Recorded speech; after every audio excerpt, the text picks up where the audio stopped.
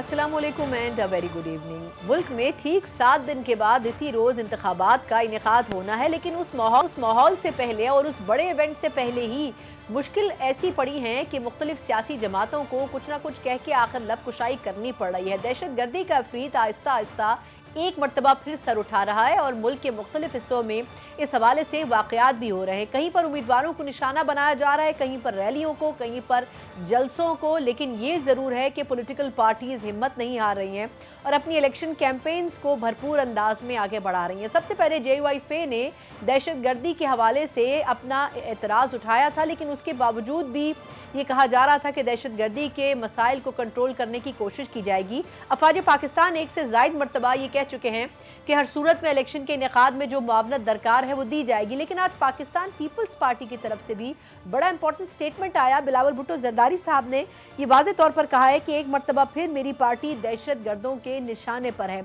वाज़े रहे कि ये वो जमात है जो कि पाकिस्तान की उन चंद पार्टीज़ में से एक है जो कि सबसे ज़्यादा दहशत गर्दी से मुतासर हुई है। आखिर वजह क्या है कि बिलावल भुट्टो जरदारी साहब को ये स्टेटमेंट देना पड़ा? और सबसे ज़्यादा इलेक्शन कैंपेन में अगर जलसों के इनेकाद की बात की जाए तो पीपल्स पार्टी के क्रेडिट पर आते हैं। तो इतने बड़े थ्रेट के बावजूद भी आखिर पीपल्स पार्टी किस तरीके से अपनी कैंपेन जारी रखे हुए है, इसी के ऊपर बात करने के लिए प्रो सेगमेंट में मेरे साथ मौजूद हैं सीनियर रहनुमा पाकिस्तान पीपल्स पार्टी सईद गनी साहब। सईद गनी साहब, सर बहुत शुक्रिया आपका। सर पहले तो ये कि आप इलेक्शन कैंपेन के दौरान जो है वो वक्त निकाल कर प्रोग्राम में शामिल हो रहे हैं। सर ये बताइएगा कि दहशत गर्दी के वाक़यात तो हो रहे हैं, लेकिन आज बिलावल भुट्टो साहब कह रहे हैं कि हमारी पार्टी सर फहरिस्त है, निशाने पर है इसके। तो सर इतने सीरियस थ्रेट्स के बावजूद कैसे आप लोग अपनी कैंपेन को जारी रख रहे हैं? एक तो मैं आपको याद कराऊं कि 2008 में भी जब इंतखाबात हो रहे थे और फिर 2013 में भी जब इलेक्शन हुए तो उस वक्त भी दहशत गर्दी उरूज पे थी और शायद आज के मुकाबले में कई गुना ज़्यादा थी। पाकिस्तान पीपल्स पार्टी उस वक्त तो बिल्कुल भी कंपेयर नहीं कर पा रही थी और हमने उस हालत में भी, उस आलम में भी इंतखाबात में हिस्सा लिया। वो अलग बात है कि हमें उतनी सीटें नहीं मिल सकी जितनी आम अगर माहौल अच्छा होता तो हम ले सकते। तो हमारा ये हमेशा से ख्याल रहा है कि ये जो जमहूरियत पसंद जमातें हैं, प्रोग्रेसिव पार्टीज़ हैं, उनको रोकने के लिए इस किस्म के वाक़यात किए जाते हैं, होते हैं।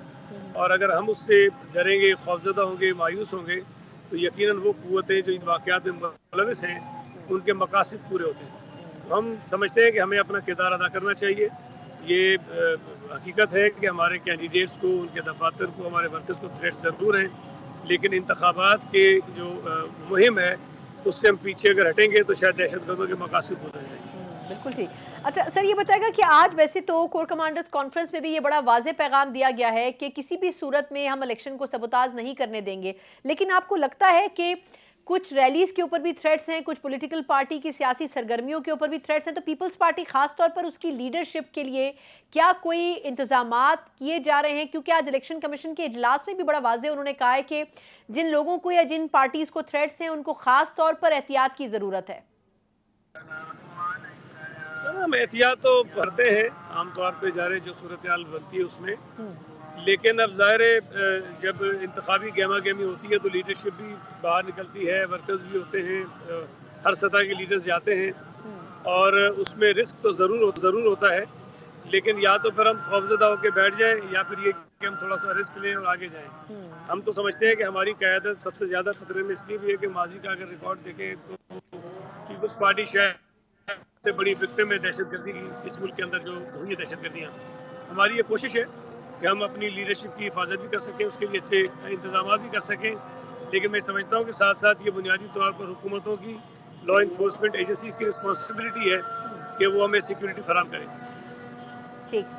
अच्छा थोड़ा सा सईद गनी साहब कुछ मैं सवाल आपके सूबे के हवाले से भी करना चाहूँगी। एक तो ये फरमाइएगा कि वहाँ पर 2 और भी जमातें हैं, एक तो MQM और दूसरा पाकिस्तान तहरीक इंसाफ के स्कैटर्ड उम्मीदवार हैं जो कि मुख्तलिफ जगहों पर कंटेस्ट कर रहे हैं। तो ये कि इस मरतबा क्या जो असल मुकाबला है वो MQM और पीपल्स पार्टी के उम्मीदवारों के दरमियान करार दिया जाए या PTI भी आपको लगता है कि उसमें कोई हिस्सा डाल सकती है या उनके उम्मीदवार भी डाल सकते हैं?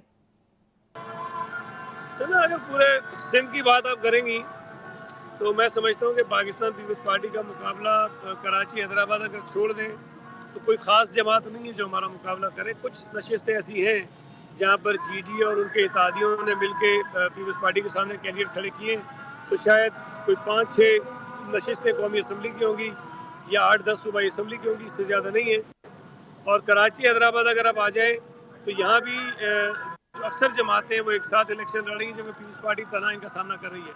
और मैं ये समझता हूँ कि पीपल्स पार्टी की मकबूलियत का अंदाज़ा इसी से लगाया जा सकता है कि MQM हो, PMLN हो, JUI हो, ANP हो, ये तमाम जमातें, उनको यकीन है कि पीपल्स पार्टी को अकेले हम नहीं हरा सकते, तो उन्होंने आपस में इत्तेहाद बनाया है। लेकिन उसके बावजूद भी मुख्तलिफ हलकों में हमारा मुकाबला मुख्तलिफ जमातों से है।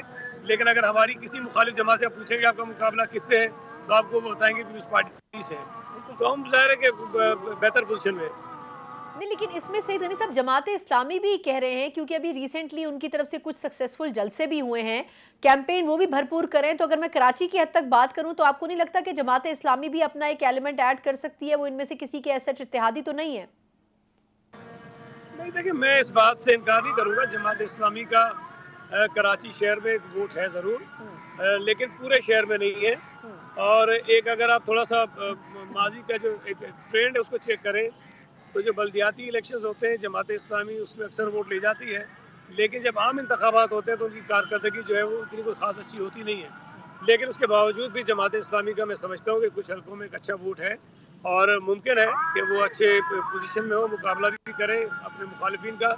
और अब सीट जीतते नहीं जीतते उसको तो कहना कब्ल वक्त होगा, लेकिन जमात इस्लामी इस पोजीशन में है कि मुकाबला कर सके। बिल्कुल ठीक। सर, आखिरी दो सवाल। एक तो ये कि ये फरमाएगा कि MQM ने ये शिकायत ज़रूर बारहा मुख्तलिफ प्लेटफॉर्म्स पे की कि जी लेवल प्लेइंग फील्ड है, अगर वो विफाक में पीपल्स पार्टी की शिकायत है तो सिंध में वो सिर्फ पीपल्स पार्टी को मिल रही है, जो तमाम रिटर्निंग ऑफिसर्स हैं। और इस किस्म के इल्ज़ामात उन्होंने लगाए कि जो सरकारी ओहदों के ऊपर इस वक्त जो लोग तैनात हैं वो पीपल्स पार्टी को फैसिलिटेट कर रहे हैं।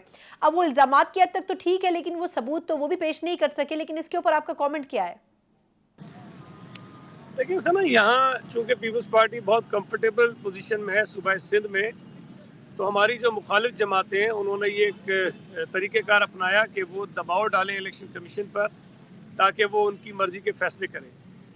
इन्होंने दबाव डालकर जो सूबाई इलेक्शन कमिश्नर है उसको हटवा दिया। हालांकि वो किसी काम का नहीं था, ना हमारी किसी की कोई बात मानता था, किसी और की मानता था, लेकिन बहरहाल उनकी ख्वाहिश पर उसको हटा दिया गया। हमारे सूबे में जैसे ही पीपल्स पार्टी की हुकूमत गई, पुलिस के महकमे में IG से लेके थाने का जो हेड मोरर होता है, जो हेड कांस्टेबल होता है, वो तक तब्दील हुए। कोई एक थाना उन्होंने नहीं छोड़ा, सब तब्दील। फिर एडमिनिस्ट्रेशन की तरफ आके जो निचली सतह तक एक भी ऑफिसर ऐसा नहीं था जो पीपल्स पार्टी के दौरे हुकूमत में पोस्टेड था और बाद में वो रहा। तमाम के तमाम 100% चेंज हो गए। अब उसके बाद भी अगर किसी को एतराज है, और बड़ी दिलचस्प बात यह है कि गवर्नर साहब जी उनका ताल्लुक MQ से है, और जो कैबिनेट बनी हमें नहीं पता कि वो कौन लोग हैं, किसकी रिकमेंडेशन पे आए, हमारा तो कोई बंदा नहीं है। अब अगर चीफ मिनिस्टर की तैनाती में पीपल्स पार्टी के चीफ मिनिस्टर का कोई किरदार है तो वो भी हमारी ख्वाहिश नहीं है, वो आईनी तकाजा था जिसमें मुराद अली शाह और लीडर ऑफ द ऑपोजिशन के दरमियान जो मुशावरत हुई और एक नाम पर इत्तफाक हो गया। और जो चीफ मिनिस्टर बना है उसकी जो रेपुटेशन है, जो उनका इमेज है, वो बड़ा, मैं समझता हूँ कि बड़ा क्लियर है, उसके ऊपर किसी को कोई एतराज़ नहीं है। अब ये नथी कर देते हैं जी पीपल्स पार्टी जो है वो उसको सपोर्ट मिल रही है। पंजाब में नून लीग का गवर्नर है, सिंध में MQM का गवर्नर है, पीपल्स पार्टी का तो ना कहीं गवर्नर है ना कोई कैबिनेट में मेंबर है। वफाकी हुकूमत में नून लीग के हमदर्द कैबिनेट में बैठे हुए हैं। पंजाब की हुकूमत में कई फैसले नून लीग की मर्जी से होते हैं और इल्ज़ाम हम पे लगता है कि हमारे लिए कोई सपोर्ट है। तो मैं ये समझता हूँ कि ये सिर्फ वो जो इनकी कमज़ोर पोजीशन है सूबा सिंध में, उससे बचने के लिए इस किस्म के इल्ज़ाम लगाते हैं। हकीकत उनको भी पता है कि ये सारी चीज़ें झूठी हैं जो इल्ज़ाम वो लगा रहे हैं। कम अज़ कम इल्ज़ामात की हद तक करें। अच्छा, आखिरी सवाल सईद गनी साहब, सर, ये कि पीपल्स पार्टी बार बार ये कह रही है कि जी इस्टेब्लिशमेंट कह लें या इदारे कह लें, वो मुखातिब किए बिना कि अगली जो लेवल प्लेइंग फील्ड है वो नून लीग के लिए बन रही है, तो क्या ये सिर्फ बयानिए की हद तक है या वाकई आपको लगता है कि नून लीग को ही इख्तिदार की कुर्सी तक पहुँचाने की कोशिश की जा रही है हर तरफ से?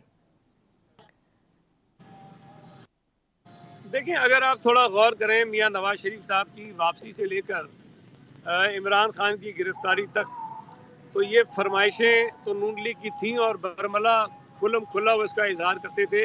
वो ये कहते थे कि जो सूरत हाल 2018 में PMLN के लिए थी, वही सूरत हाल अगर दूसरों के लिए नहीं होगी तो मैं पाकिस्तान नहीं आऊँगा। फिर उसके बाद उन्होंने कहा कि इमरान खान को जेल में होना चाहिए, वो जेल में भी गया। तो अगर ये फरमाइशें कहीं से हो रही थी और कहीं पूरी हो रही थी तो कम से कम ये तो नहीं कहा जा सकता कि वो पीपल्स पार्टी की सहूलत के लिए थी।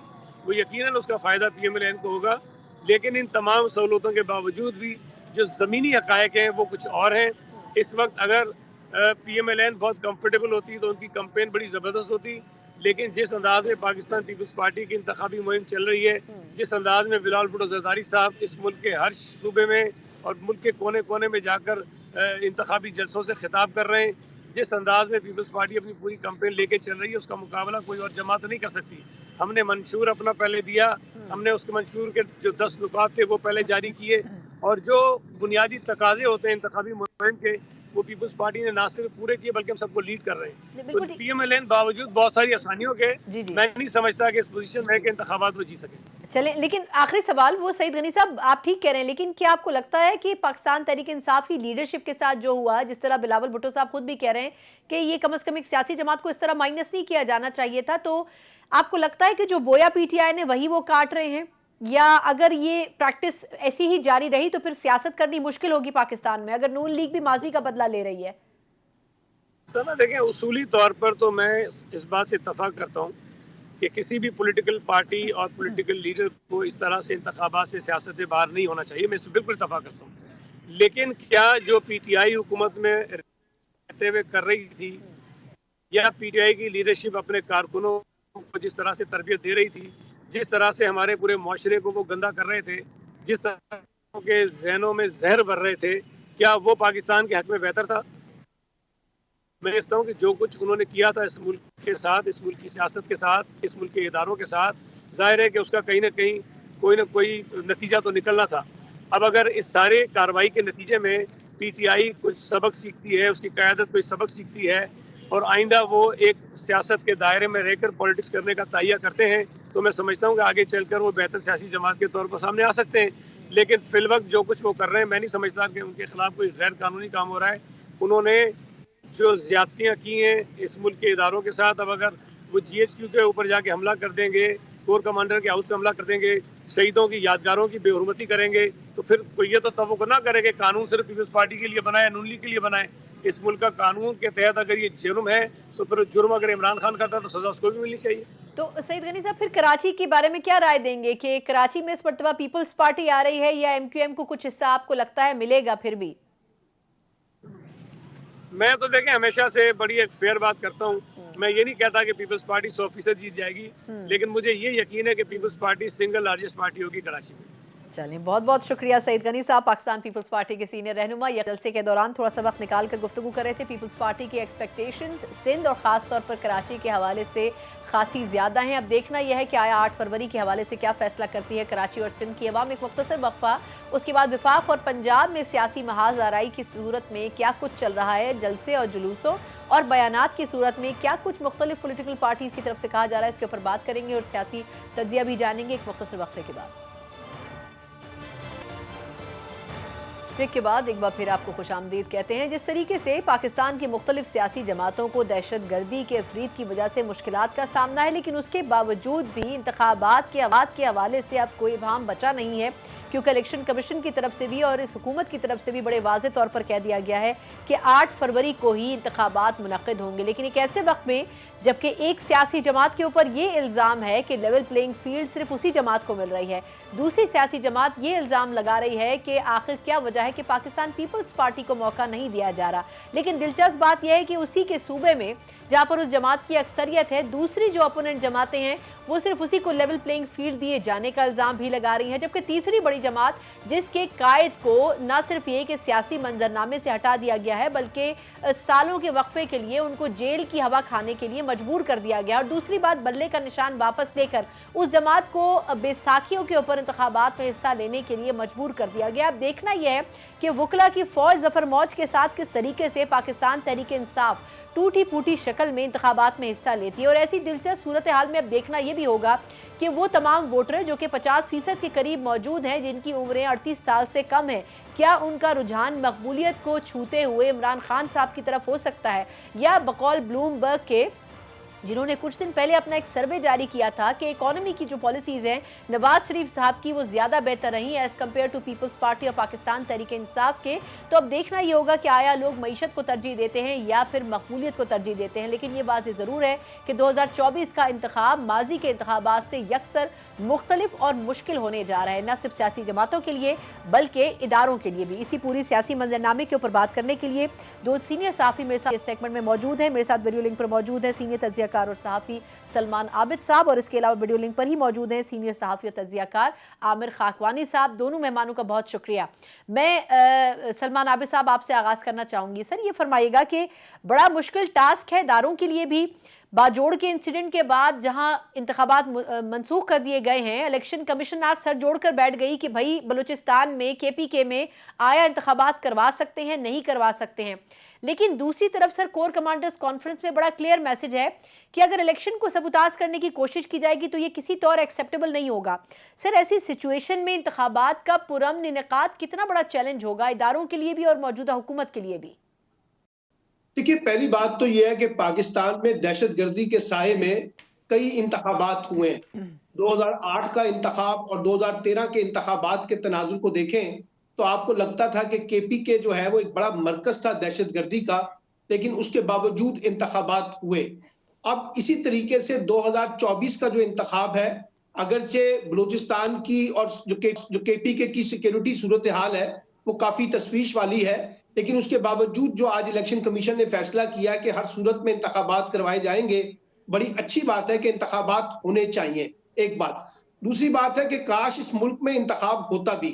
मैं तो इस इंतखाब को इंतखाब नहीं कह रहा, ये तो एक सिलेक्शन हुई है और उस सिलेक्शन का जो एक स्टेज सजाया गया है उसको यकीनी बनाने के लिए उसको एक अम्ब्रेला चाहिए था इंतखाबात का, जो दिया जा रहा है। क्योंकि देखिए ना, ये पाकिस्तान की तारीख का पहला इलेक्शन है जो इतना गैर रवायती अंदाज में लड़ा जा रहा है कि हमें मालूम ही नहीं है कि इलेक्शन चल भी रहा है, कैंपेन चल भी रही है, सियासी जमातें कितनी एक्टिव हैं, उम्मीदवार कितने एक्टिव हैं, वोटर कितने एक्टिव हैं, और जो इंतखाबात की गहमा गहमी है वो भी हमें नजर नहीं आई। ये आखिरी 10 दिन में कुछ जमातें बाहर निकली हैं, लेकिन उसके बावजूद एक बड़ी जमात जो PTI थी उसको जिस तरह से बेदखल किया गया है पूरे इलेक्टोरल प्रोसेस के साथ, उसकी वजह से भी वो एक रवायती कैंपेन नहीं बन सकी है। और अब ये इलेक्शन जो है ये हो जाएगा, नतीजे भी आ जाएंगे जो आप लाना चाहते हैं, लेकिन उसके नतीजे में बनने वाली जो हुकूमत है उसके ऊपर इस इंतखाबात की क्रेडिबिलिटी का बोझ होगा, ये याद रखिएगा। एक बात। दूसरी बात यह है कि जो हुकूमत बनने जा रही है, बज़ाहिर ये लगता है कि ये कोलेशन टाइप हुकूमत होगी, इत्तेहादी जमातों पर मुश्तमिल होगी और शायद कोई जमात सादा अक्सरियत भी हासिल ना कर सके। और अगर ऐसा होगा तो फिर आप ये देखिएगा कि एक तरफ इलेक्शन की क्रेडिबिलिटी का बोझ और दूसरा जो बड़े फैसले हमें दरकार है सियासत के हवाले से, मईशत के हवाले से, उसमें भी कॉम्प्रोमाइज्ड होगी। ऐसी सर एक्सरसाइज, मैं सलमान आबिद साहब वापस आपकी तरफ आती हूँ, ये पूरी एक्सरसाइज PDM की हुकूमत में की गई ना, एक फॉर्मूला तो वही था ना कि 16 जमातों को साथ लेकर चले और फिर कॉम्प्रोमाइज्ड हुकूमत रही। आमिर खाकवानी साहब, दो सवाल सर। एक बात तो दुरुस्त है सलमान आबिद साहब की, 15 जनवरी से पहले कोई भी पॉलिटिकल पार्टी उतनी प्रोएक्टिवली इलेक्शन कैंपेन नहीं कर रही थी other than Pakistan peoples party, वही सबसे पहले निकली भी। लेकिन सर थ्रेट्स अपनी जगह मौजूद हैं, लेकिन अगर ये गवर्नमेंट बज़ाहिर अगर लेवल प्लेइंग फील्ड का इल्ज़ाम नून लीग को दे भी दिया जाए तो सर उनको कहीं ना कहीं हुकूमत बनाने के लिए पीपल्स पार्टी का सहारा तो लेना पड़ेगा। लेकिन पीपल्स पार्टी कह रही है कि इस मरतबा वज़ीर आज़म हमारा होगा। तो अब ये दो बड़ी जमातें अगर नहीं मिली तो क्या आपको लगता है कि नून लीग हुकूमत बना सकेगी? देखिए, मतलब कि नून की मेरे ख्याल है जो उनकी प्लानिंग ये लग रही है कि वो 100 से ज्यादा सीटें लेने की कोशिश कर रहे हैं। अब वो इतना आसान नहीं है। ये पंजाब की 141 सीटें हैं और आप हजारा में 4-5 सीटें आप शुमार कर लें KP की, तो और बस एक दो कहीं और से कराची से शायद मैक्सिमम हो जाए, तो उसमें वो नून लीग की प्लानिंग है 100 से ज्यादा सीटें लेने की। अगर वो इसमें कामयाब होते हैं तो JUI के साथ उनका अलायंस बन जाएगा। MKM के साथ आपको पता है कि कुछ ना कुछ काफी हद तक सीट एडजस्टमेंट ऐसे तो उस तरह नहीं हुई, लेकिन 12 राब्ते उनमें फासले कम हो चुकी हैं और बलूचिस्तान की पार्टियों के साथ मिलकर वो मेरा ख्याल है हुकूमत बनाने की कोशिश में होंगे, पाकिस्तान पीपल्स पार्टी के बगैर भी। लेकिन अगर उनकी सीटें 60, 70, 80 तक रहती हैं फिर मुश्किल होगी। फिर मेरा ख्याल है पाकिस्तान पीपल्स पार्टी भी शामिल होगी, फिर वही PDM की जो 16 माह की हुकूमत हमने देखी है उस तरह का ही मॉडल होगा कुछ, लेकिन उसमें नून लीग की तरह डोमिनेट कर रही होगी। तो ये अब ज़ाहिर है अब उसमें सारी इसमें खेल सारा यही है कि PTI उसमें क्या शेयर लेती है, पीटीआई कितनी सीटें लेती नहीं, है, और मैं आजाद सर उम्मीदवार आमिर साहब, मैं यदि कथा कलामी की माजरत में पीटीआई पे बाद में आती हूँ, जी। लेकिन सर आपको क्या लगता है कि अगर उनकी सीटें 70-80 के करीब होती हैं तो पीपल्स पार्टी ये चाहेगी कि वो खुद हुकूमत बना ले, या वो चाहेंगी कि वो नून लीग को सपोर्ट करें? यानी इस वक्त जो एक लफ्जी जंग है, या ये सिर्फ इलेक्शन के माहौल की हद तक है, या वाकई पीपल्स पार्टी की इंटेंशंस हैं कि वजारत उज़्मा की कुर्सी पे जा सके?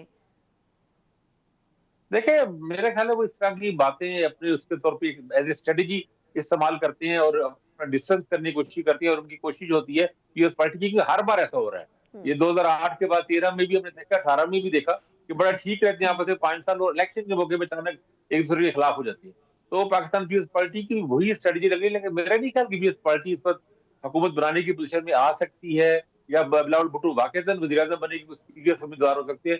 मेरा नहीं ख्याल, क्योंकि मेरा ख्याल ये है कि जेयूआई का मुस्तफा नवाज के साथ ज्यादा करीबी ताल्लुक है, ज्यादा बेहतर उनको बार्गेन करने की पोजीशन में होंगे एक दूसरे के साथ मामला चलाने की, और यही बात एमक्यूएम की भी है, और बलूचिस्तान से जो पार्टियां जो आती हैं, तो मेरा ख्याल है, और इस जगह में पाकिस्तान पार्टी को भी आप इसमें शामिल कर लेना, वो भी कहीं ना कहीं कुछ ना कुछ लोग उसमें शामिल होंगे, या इक्का दुक्का सीटें जो उनको मिलेंगी। तो मेरा ख्याल है नून लीग अपने तौर पर वो गेम बनाने की पोजीशन में होगी। पहली बात तो यह है कि वो पूरी कोशिश करेंगे कि 100 सीटें जीते, 100+ सीटें जीते, और उसके लिए बड़ी, और उनको आप देखें ना, पूरा स्टेज उन्हीं के लिए सजा गया है, उनको हर जगह सहूलत दी गई है, फैसिलिटेट किया गया है।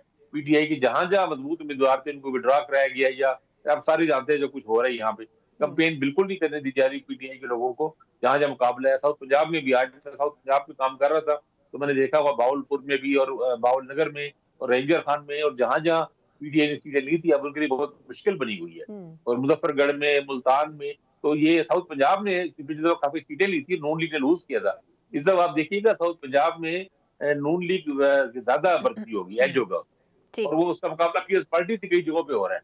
पीटीआई तो बिल्कुल आउट हुई पड़ी है बात है, बिल्कुल ठीक। ये सिचुएशन है। अच्छा सलमान आबिद साहब, सर ये जो पीटीआई के कैंडिडेट्स हैं, बल्ले का निशान तो मौजूद नहीं है, लेकिन अब ये अगर इंडिपेंडेंट कैंडिडेट के तौर पर कंटेस्ट करें तो कहा जा रहा है कि 2018 के बाद हो सकता है इस मर्तबा सबसे ज़्यादा इंडिपेंडेंट कैंडिडेट्स जो हैं वो पार्लियामेंट में आए। अब पीटीआई अपना इंट्रा पार्टी इलेक्शन भी करवाने जा रही है, तो आपके ख्याल में क्या जो एक लिमिटेड टाइम होता है इंडिपेंडेंट कैंडिडेट्स का कामयाब होने का, आपको लगता है कि ये ऐसा तो नहीं कि ये हाईजैक हो जाएंगे और किसी और पार्टी के साथ इत्तेहाद कर लें?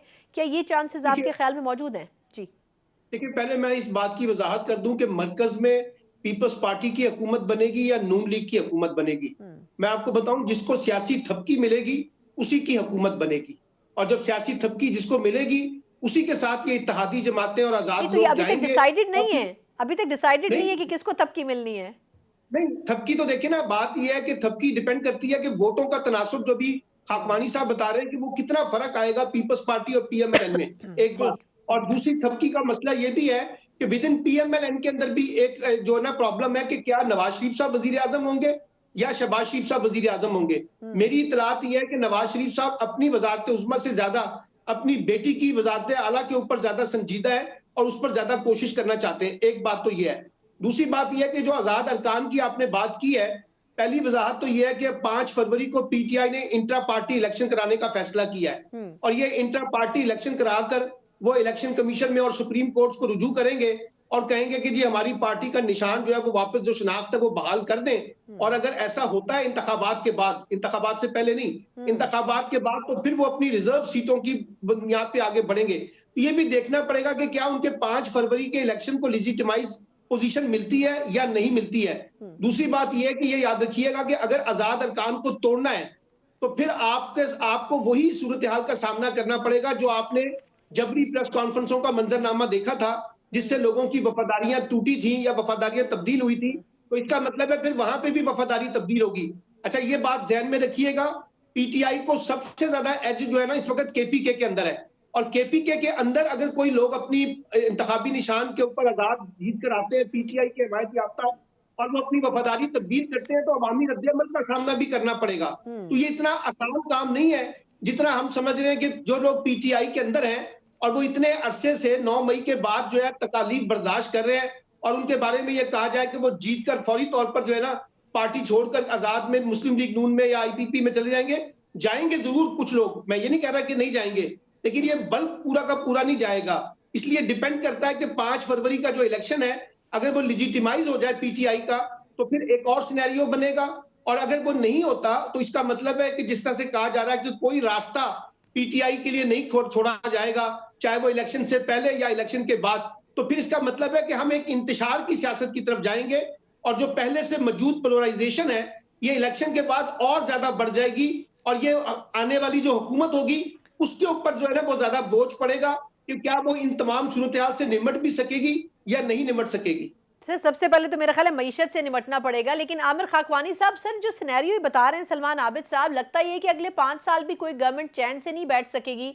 लेकिन ये जो पीटीआई की लीडरशिप के साथ हुआ, एक के बाद एक केसेस, 2 फैसले बड़े आए, ये अलग बात है कि वो रुजू कर रहे हैं साइफर केस के डिसीजन के ऊपर भी, लेकिन कुछ सीनियर माहिरीन की राय है कि ये फैसले उड़ा दिए जाएंगे अगर हाई कोर्ट या सुप्रीम कोर्ट में जाया जाए।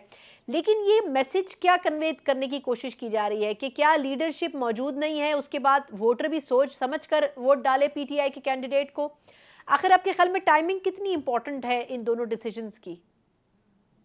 देखें, ये एक फैक्टर है जिससे आपने कहा कि लोगों को डिसाइड करना, वोटर को कंफ्यूज करना और लो टर्न आउट रखना, ये शुरू से नजर आ रहा है कि कैंपेन का माहौल ना बने दीजिए। नहीं, मैंने आज ट्वीट भी किया और मुझे समझ नहीं आ रही कि 5 फरवरी तो चलो यौम कश्मीर छुट्टी है, 6 और 7 छुट्टी क्यों की गई है? मुझे तो कोई ऐसा इलेक्शन आदमी इलेक्शन से पहले 2 छुट्टियां दे दीजिए और 5 भी शामिल हो जाए और फिर हफ्ता इतवार भी शामिल हो जाए, तो ये तो लगता है कि हुकूमत सर हमें वोट डालने से पहले आराम दिया जा रहा है ना, थोड़ा आराम करके फिर वोट डालेंगे कौम। नहीं हुआ, मतलब देखें ना, वजह कोई रीजन होनी चाहिए ना। तालीमी इदारों में पहले ही आपको पता है बहुत सी छुट्टियां ज्यादा हो गई थी, सर्दी की वजह से नुकसान पहले ही हुआ, तो उसकी तुक नहीं, कोई लॉजिक नहीं है। तो बड़ा एक लो टर्न आउट रखने की एक वजह समझ आ रही है। लेकिन एक फैक्टर और है, मेरी इत्तला के मुताबिक मियां मुबैना तौर पर यही कहूंगा कि मियां नवाज शरीफ साहब या शरीफ फैमिली वो ये चाहती है कि सजाओं का मामला हमारे आने से पहले तय हो जाए। वो अपने ऊपर बर्डन नहीं उठाना चाहते, तो उनका कहना था कि हमारे आने से पहले ही जो भी करना है इससे पहले कर ले, ताकि हमारे ऊपर ना होगा कि हमने ही किया। अब जो भी होगा जिम्मेदारी निगरान हुकूमत भी होगी या और लोगों की होगी, इससे यानी शरीफ फैमिली तो इस वक्त नहीं है ना इक़्तिदार में बज़ाहिर, यानी उस तरह, तो वो एक वजह ये भी, और ये काबिल फहम वजह समझ आती है, वजह समझ आती है।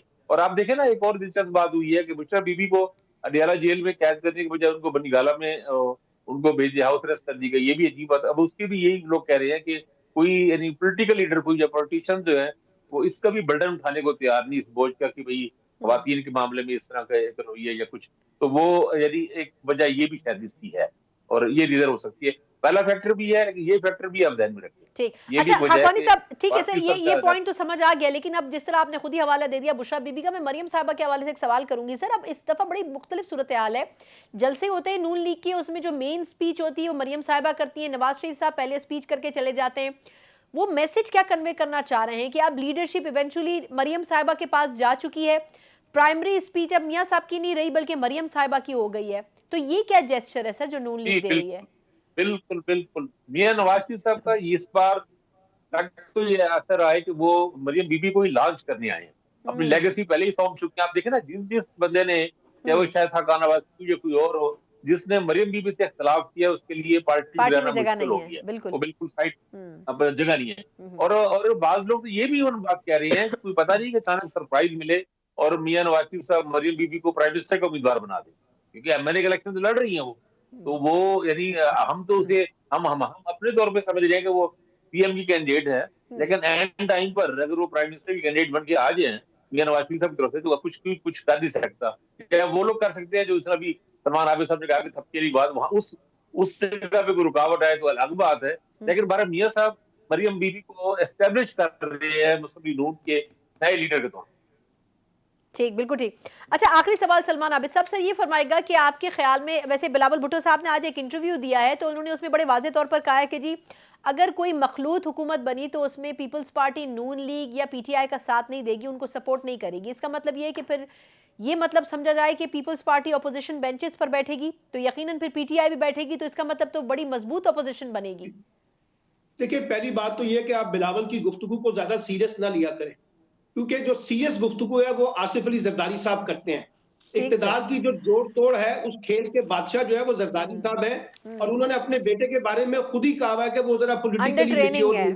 तो इसलिए मेरा जाती ख्याल ये कि जो बात अभी खाकवानी साहब ने की थी कि अगर बहुत बड़ी अक्सरियत पीएमएलएन को ना मिली तो आप इस बात को रूल आउट ना कीजिएगा कि पीपल्स पार्टी और पीएमएलएन जो है ये पुरानी तनख्वाह के ऊपर दोबारा इकट्ठे होंगे और यही बिलावल भुट्टो जो आजकल बहुत तीर चला रहे हैं PMLN के ऊपर, मुमकिन है ये दोबारा उसी हुकूमत के वजीर खारजा या कुछ और भी बन सकते हैं। मेरा जाती ख्याल ये है कि पीपल्स पार्टी की पहली कोशिश तो ये होगी कि वो माइनस PMLN बाकी लोगों को साथ मिलाकर कोई हुकूमत में जाए। और ये भी मैं आपको एक खबर के तौर पे बता दूं कि पीपल्स पार्टी जो है वो ज्यादा इंटरेस्टेड है कि जो PTI के लोग जीत कर आए तो हम PTI के साथ मिलकर एक हुकूमत बनाने की कोशिश करें, उसमें एतजाज अहसन साहब और बैरिस्टर गौहर वगैरह कोई रोल प्ले करें ताकि इमरान खान को एक सॉफ्ट कॉर्नर दिया जाए पीपल्स पार्टी की तरफ से। लेकिन ये अभी डिपेंड करता है कि किस नंबर में सीटें आती हैं। PMLN जो है जिसकी टोटल डिपेंडेंसी पंजाब है और वो सिर्फ जितनी सीटें भी लेगी वो आउट ऑफ 141 पंजाब में से निकालेगी, तो कितनी सीटें निकालती है वो डिपेंड करता है।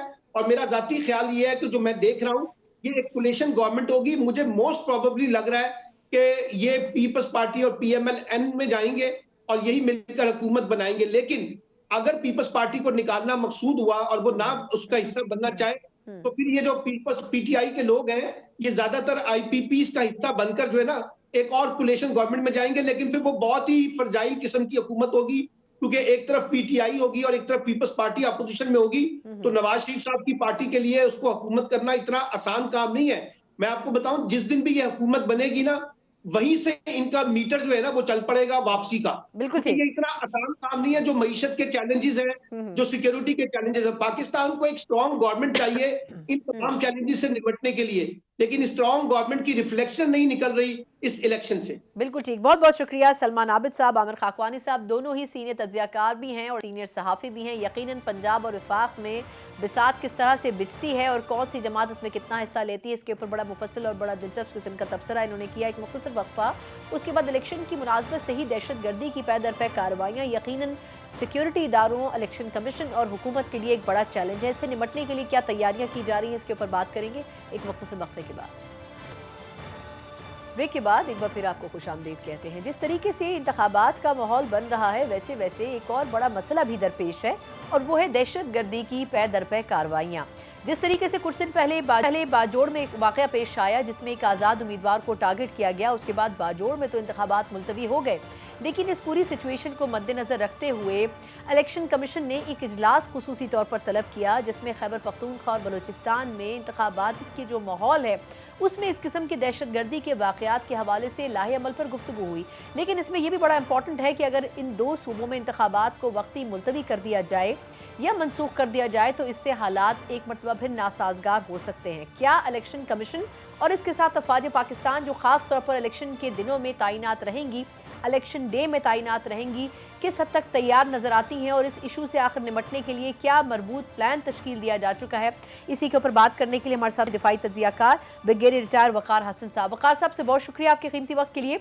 सर ये फरमाएगा कि वैसे तो कई इंसिडेंट्स हुए, JUIF काफ़ी अरसे से ये बात कर रही थी कि जी हालात साजगार नहीं है KPK में।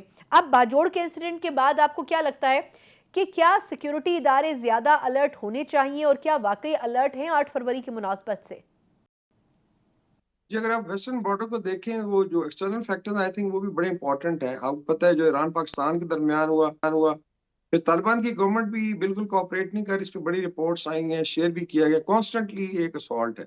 और फिर आपने देखा सब नेशनलिस्ट ग्रुप्स का पहले धरना हुआ इस्लामाबाद में और इन्हीं के मिसिंग पर्सन अभी मच ऑपरेशन में मारे भी गए। तो इट मीन्स के जो स्पेस क्रिएट हुई है इलेक्शन में, जो इसमें एक रिलेटिव अनस्टेबिलिटी होती है, रैलीज हैं, लोगों ने निकलना है, लीडरशिप ने निकलना है और लोगों ने इकट्ठा भी होना, तो एक वल्नरेबिलिटी क्रिएट होती है जिसमें होस्टाइल एजेंसी डेफिनेटली प्ले करेंगी। परसेप्शन शायद दुश्मन भी ये चाहता है कि बने कि मोस्ट प्रॉब्ली विद इन ऐसी चीज हो रही है, शायद एक बहाना बना इलेक्शन को डिले किया जा रहा है। लेकिन पाकिस्तान के आई थिंक मरूजी हालात है, मिडिल ईस्ट को आप देख लें, मतलब पाकिस्तान एक बबल में नहीं है। अफगानिस्तान पाकिस्तान बॉर्डर बिल्कुल भी स्टेबल नहीं है और फिर ईरान के साथ जिससे लेकिन अल्लाह ने किया वो सेटल हो गए, उनके वजीर खारजा and most probably highest level पे एंगेजमेंट होगी। तो इंडिया भी चाहेगा और within Pakistan definite sleeper cells हैं, होस्टाइल एजेंसीज हैं, फिर जो BLA वगैरह है, BRA, इनकी लीडरशिप कुछ पकड़ी गई ब्रास की, जिस तरह गुलार इमाम शंबे वगैरह, तो उन्होंने ये सारा डिस्क्लोज किया। भारत का जो है I think involvement in terrorism और डेथ स्क्वाड भेज के डिस्टेबलाइज करना तो भी इंटरनेशनल है। They have done it in Canada, they are trying to do it in US, जिस पे भी केस बना हुआ है। तो वो भी चाहेंगे कि पाकिस्तान को डिस्टेबलाइज ही रखा जाए। आई थिंक इसमें डबल रिस्पॉन्सिबिलिटी है। अभी कल कोर कमांडर कॉन्फ्रेंस में भी याद किया गया कि पूरी फुल सपोर्ट दी जाएगी, लेकिन definitely they have to look at के चीजें सेफ तरीके से हो। तो मेरे ख्याल में इसमें आई थिंक रिव्यू चलता रहेगा और आई कांट प्रिडिक्ट कि किस तरफ जाती हैं, लेकिन ये बेसिकली अच्छा, लेकिन वकार साहब, सर मुझे सवाल की इजाजत दें। देखिए, इलेक्शन कमीशन का आज का जो इजलास था, इसमें इस चीज़ के ऊपर भी बात की गई है कि जो उम्मीदवार हैं वो जब जल्द से रैलियां वगैरह निकालें तो उससे पहले प्रॉम्प्ट इत्तला दी जाए और उनको जो थ्रेट्स हैं खासतौर पर जिन उम्मीदवारों को, उनको खास ख्याल रखना है। लेकिन सर फिर ऐसे माहौल में इलेक्शन कैंपेन करना कैंडिडेट्स के लिए कितना मुश्किल होगा, क्योंकि अगर आप किसी जलसे में हैं या आप जलूस में हैं या रैली निकाल रहे हैं तो उसमें तो फिर हर तरफ से आप के लिए बड़ा मुश्किल हो जाता है अपने आप को सेव करना। तो फिर खुलकर कैंपेनिंग हो सकेगी आपके ख्याल में?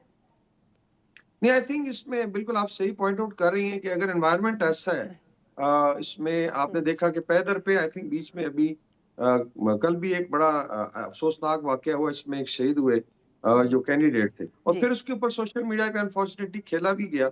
और ये I think this has to be realised by the people also. Law enforcement तो बेचारी लगी हुई है, कुर्बानियां भी दे रहे हैं, चाहे वो पुलिस है, चाहे सिविल एडमिनिस्ट्रेशन है, चाहे मिलिट्री है। लेकिन आपकी बात ठीक है कि इस जो ना एनवायरनमेंट ऑफ फियर में वो जो कंफर्ट होती है, आपने कांटेक्ट करना है अवाम के साथ और अवाम को इकट्ठा भी करना है, डेफिनेटली वो एलिमेंट सफर करेगा और इसका किसी न किसी तरीके से इम्पैक्ट जरूर आएगा। जो आप बात कर रही हैं कि जो लीडरशिप की कौन सा भी बिलावल साहब फिर रहे हैं बलूचिस्तान में, नून लीग है, पीटीआई की है, जेयूआई है, और काफी सारे इसमें खुदा ना खास्ता अगर कोई बड़ा लीडर टारगेट होता है तो बड़ा सीरियस क्राइसिस हो सकता है। यू आर राइट कि ये एक आई वुड से एक फियर की फिजा में ही स्पेशली 2 सूबों में ये चीजें होंगी। अच्छा वकार साहब, एक चीज़ और सर, वो ये कि इसका कंपैरिजन 2013 के इलेक्शन से भी किया जा रहा है और ये कहा जा रहा है कि 2013 में इससे ज़्यादा दहशतगर्दी के वाक़यात हो रहे थे और उस वक्त ज़्यादा थ्रेट्स मौजूद थे उस वक्त के सियासी लीडरान को। अगर आप कंपैरिजन कर सकें तो सर आपको क्या लगता है कि उस अगर क्रिटिकल सिचुएशन में भी इलेक्शन हो गए थे तो इस मर्तबा के फेज से भी हम किसी न किसी तरह गुजर ही जाएंगे, या आपको इस वक्त के हालात ज़्यादा क्रिटिकल लगते हैं? जी, मेरे ख्याल इसमें सिमिलैरिटी है। द ओनली थिंग है जब अभी इलेक्शन मशीनरी पूरी स्विंग में है, और अगर देखा जाए जो बल्क है साफदार इसमें पंजाब और सिंध में है, अगर असेंबली की सीट्स देखें, और फिर अगर केपी और उधर आ जाएं आप बलूचिस्तान में, तो उसके अंदर भी आई थिंक कुछ इलाके हैं जहाँ पे आप कह लेंगे टेररिस्ट की जो एक्टिविटी है वो ज्यादा एक्टिव है। स्पेशली जो पुराना फाटा था जिसके 60 डिस्ट्रिक्ट अभी मर्ज, इसको भी लाइक बाजौड़ है, दीर है, इसी तरीके से आपकी एजेंसियां जो पुरानी थी, इसी तरह जो बलूचिस्तान में है 2-3 जगह हैं। बट बाय एंड लार्ज अगर आप बाइफरकेट करें तो आई थिंक केपी लाइक हजारा जो है, इसी तरह अर्बन सेक्टर जो बाय एंड लार्ज अभी तक सेफ है, और मेरे ख्याल में चैलेंज को निपटते हुए ही करवाना चाहिए। मे भी अगर 5-6 या 7 कॉन्स्टिट्यूएंसी में इफेक्ट होता है, जिस तरह अभी कुछ लोग शहीद हो गए, साफ तो पेंड हो गया, वहां तो इलेक्शन हो ही नहीं सकता, दोबारा एक प्रोसेस शुरू होगा। तो मेरे ख्याल में आई थिंक इम्प्रेशन जरूर है, लेकिन 90% ऑफ द केसेस में चीजें स्मूथली निकल जाएंगी, और मिलिट्री भी चाहेगी, एस्टेब्लिशमेंट भी और इंटरिम गवर्नमेंट भी के हवाले किया जाए, अगली गवर्नमेंट आगे संभाल। पाकिस्तान के लिए बेहतर है we move to formal process, और इलेक्शन के बाद जो भी गवर्नमेंट आती है वो फिर पाकिस्तान को इन चैलेंजेस से निकाले। बिल्कुल ठीक। अच्छा सर, ये फरमाएगा कि अभी कोर कमांडर्स कॉन्फ्रेंस भी जब हुई तो उसमें भी बड़ा क्लियर एक मैसेज दिया गया कि जो सियासी सरगर्मियां हैं उनके नाम के ऊपर अगर तशद्दुद किया जाएगा और इलेक्शन को अगर सबुताज करने की कोशिश की जाएगी तो ये किसी सूरत भी एक्सेप्टेबल नहीं है। सर आपके ख्याल में ये जो बड़ा क्लियर मैसेज दिया गया है, आपको लगता है कि क्या सियासी जमातों को दिया गया है या फिर ये कि वो जो दहशतगर्द तंजीमें हैं उनको दिया गया है? क्योंकि क्लियर स्टांस हुकूमत की तरफ से तो है, लेकिन अफवाज पाकिस्तान की तरफ से आना भी बड़ा एक स्ट्रॉन्ग मैसेज है। जिसमें डिटर्मिनेशन तो है, स्टेट भी चाहेगी कि चीजें भी आगे चले, बिकॉज इलेक्शन के बाद आपको पता है कि लाइंड अप है, लाइक प्रेसिडेंट का इलेक्शन है, सेनेट का है, सारा आई वुड से सिस्टम जो है इसी के ऊपर बेस करता है कि नेशनल प्रोविंशियल असेंबली की हो जाए, उसमें एक डिटर्मिनेशन भी है। बाकी आपने देखा है कि परसेप्शन जो है वो ज्यादा काउंट करती है। जिस तरह अभी कल वाकया हुआ उसमें एक जो उम्मीदवार थे शहीद किए गए, देन परसेप्शन वाज बिल्ट कि खुदा ना खास्ता ये करवाया गया डिस्पाइट कि उनके पास शायद टिकट नहीं था उस पार्टी का। सो उस लिहाज से इसको आई थिंक किया गया। फिर उस पे यंगस्टर्स को रैली किया गया, लाइक अभी 9th में के जाके जो फील्ड में हमारा गैरदन उसके बाहर अंदर फैमिलीज भी थी और हल्ला गुल्ला किया उन लोगों ने, और एक इम्प्रेशन था कि शायद खुदा ना खासा मिलिट्री के ऊपर असॉल्ट हो रहा है। तो आई थिंक इन चीजों को रोकने की जरूरत है। This should be realised by political parties also कि we have to move forward. मेरे ख्याल में इंशाल्लाह ताला चीजें आगे निकलेंगी, बारिंग फ्यू एरियाज जो पॉकेट्स हैं वहां पे डेफिनेटली बीफ अप की जाएगी सिक्योरिटी, और इसको इंश्योर किया जाएगा। बहुत बहुत शुक्रिया। ब्रिगेडियर रिटायर वक़ार हसन साहब हमारे साथ मौजूद थे, दिफाई तज्ज़ियाकार। यकीनन इंतखाबात के हवाले से इस वक्त एक बड़ा थ्रेट ये भी मौजूद है कि दहशतगर्दी की कार्रवाइयाँ मुख्तलिफ इलाकों में, सूबों के मुख्तलिफ शहरों में हो तो रही हैं, लेकिन उसके बावजूद भी हुकूमत और इलेक्शन कमीशन और इसके साथ अफवाज पाकिस्तान पुरज़्म है कि हर सूरत में इलेक्शन का इनेकाद 8 फरवरी को ही किया जाना है और इसके लिए भरपूर कोशिशें भी की जा रही हैं। उम्मीद करते हैं कि इलेक्शन का जो दिन है 8 फरवरी का पुरअमन तरीके से अपने अख्ताम को पहुँचेगा, लेकिन उसके साथ साथ तमाम इदारों और हुकूमत की तरफ से कोशिशें भी होनी चाहिए कि इस दिन को पुरअमन रखा जा सके। इसी नोट के साथ प्रोग्राम से मुझे इजाज़त दीजिए। अल्लाह हाफ़िज़।